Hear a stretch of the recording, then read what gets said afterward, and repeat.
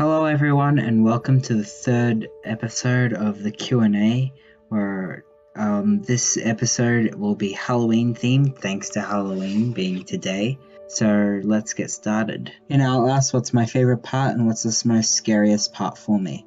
My favorite part in our last one is the fire in the cafeteria area and switching on the valves so I can put the fire out. The scariest part is anything to do with Chris Walker, but specifically that scene right after the priest dies and you have to climb through the vents. Getting past Chris Walker is always the scariest and I hate it. I also hate the sewer area with him in the pitch darkness. My favorite part in Outlast Whistleblower is the scene where you get inside, when you get past Chris Walker the first time, and then you see the priest again, and you get to the part where you were in the first game. And the scariest part of Outlast Whistleblower is when you pass the disturbing imagery on the bed, and you walk through all the sewing machines, and then you try and open the door, and you see Eddie Gloskin, and then you have to get past him because he's scary. What is the worst horror I've ever watched and why? Worst as in badly made or worst as in it disturbs me? I'm gonna take a gamble and say the worst horror that I just did not enjoy was Drag Me to Hell, especially because in one scene they kill a cat and I just cannot handle killing cats in any form of medium that isn't warrior cats. 2 people have asked, what is the scariest horror movie I've seen? The Ring, the American version, when I first watched it, I was absolutely terrified. I mean, it didn't last long. When I rewatched it, it wasn't as scary. Do I like drawing gore? I do, actually. I just don't draw it enough because I usually can't really think of anything to draw. What monster or killer I would not want to encounter? I'm not going to say any SCP because I said that last time. But a creature I wouldn't want to encounter from a horror series, probably Alien, because I would be like the first person to go, honestly. Okay, I really love how specific this is. If I were a vampire and I could bite anyone from the MCU, who would I bite? One, I mean, you could have just asked who would I want to be a vampire if there's a vampire AU. But no, it's me being a vampire and I could bite an MCU character. Maybe to turn them into a vampire. I don't know. Who would I buy? It depends, I guess, really, because what type of vampire am I? But, okay, let's just go run-of-the-mill vampire. Who would I buy? I don't know, because I'm pretty sure most of them would kill me dead or something, or lock me away. I don't really want to bite anyone, but if I if I had a gun to my head and say, you gotta bite an MCU character, I would choose Peter Parker, and then I would die by Tony Stark, but it'd be worth it. I don't even know why. Why am I doing this to myself? Ooh, 2 types of scenarios. If I had to be in a cabin in the woods or Until Dawn scenario, which stereotype character would I be? And in a zombie apocalypse, who would be my team, and what would I do? Okay, this is going to be really, really fun. 101 let's do cabin in the woods first. 101, do not have a partner and do not go out into the woods with that partner or to make out. That's surefire way you're going to die. Don't go out by yourself. Stay in the cabin the entire time. Maybe lock yourself inside a room or like a basement or something, away somewhere that's hard to find, but there's only 1 or 2 exits that you can monitor. I would be the stereotype that would probably die or be way too paranoid and be like, yeah, guys, we can't do this, and I'll be the no fun person. Maybe I'll die, probably will. I'm very stupid. Or not, I don't know. I haven't done this before and I really don't want to.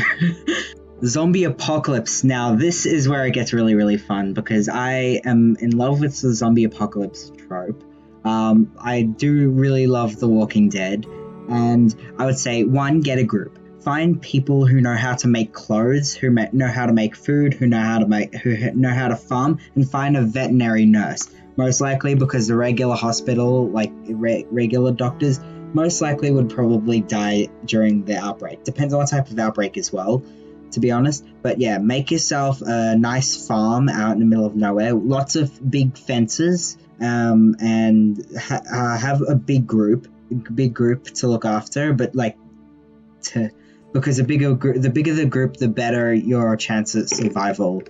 I mean, food and supplies will go down, but if you know how to farm, then you'll be pretty much set. With weapons, so guns are illegal here, but your swords, gardening tools are pretty good weapons if you know how to use them. Wearing armor, so full-blown like armor is a good idea. Forms of transport, which by the way, nobody ever uses, but it's like literally the best way to transport in a zombie apocalypse. Bikes are like, because you don't need petrol, you don't need to feed it if it's like an animal.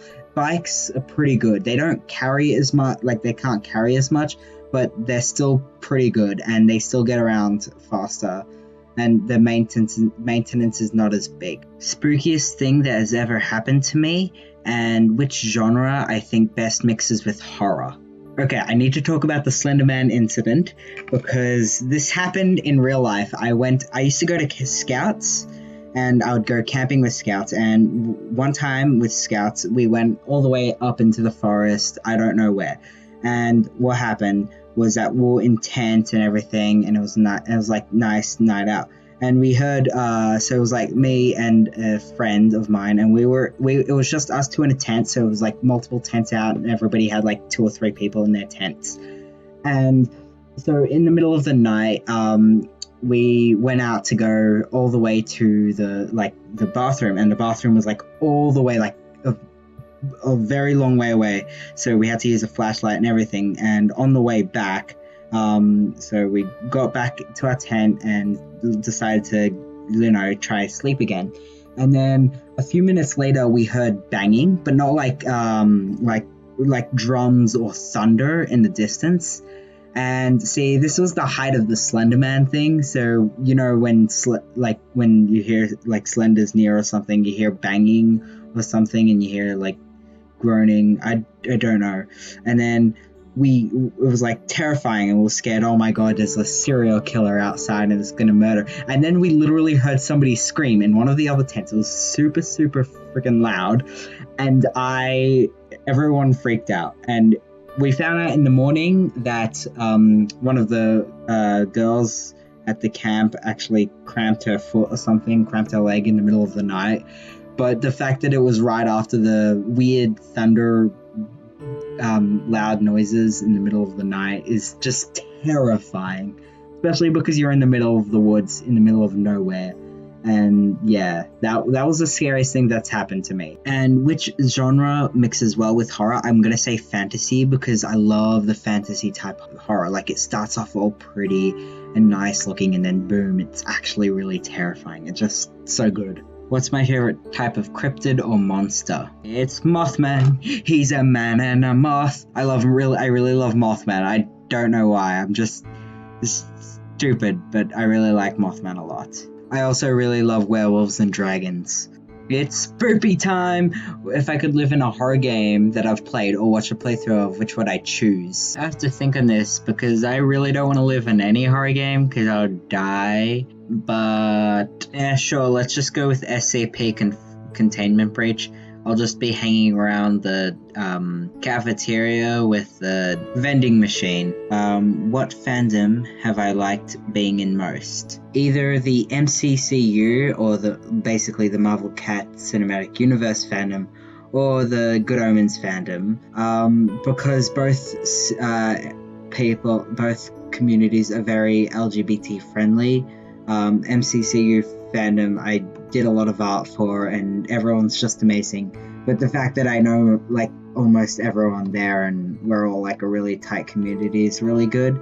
Good Omens fandom is just really amazing, and apart from some discourse with the creator and the actors, it's still pretty good. I did say it was optional to ask a spooky ask. I said because it's Halloween, it will be a spooky themed video, but I don't mind if it's not spooky themed at all. What have I dressed up for Halloween in the past years, and what am I gonna wear this year? So, 2015, I dressed up as freaking Gamzee from Homestuck.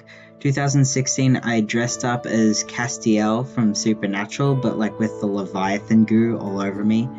2017, I dressed up as the Joker, which was probably my most popular one. Like, I gave a teacher a heart attack because he walked in the room, saw me, freaked out, and left. Last year, I dressed up as Eddie Gluskin from Outlast, Whistleblower, which was my best costume in terms of makeup and all that. This year, I'm going as the book version of Crowley because my hair is not red yet. I plan on dyeing it soon, but I'm going as book Crowley. Another spooky ask. Can I think of a scene from any show, movie, or book that should have included some horror elements? I had to think on this a bit for a while, actually, but I'm thinking Dennis Nedry's death from the Jurassic Park movie. In the book, it's actually really terrifying because you never see the Dilophosaurus until it's too late. You just hear hooting like an owl, and then it attacks him and kills him rather slowly and painfully.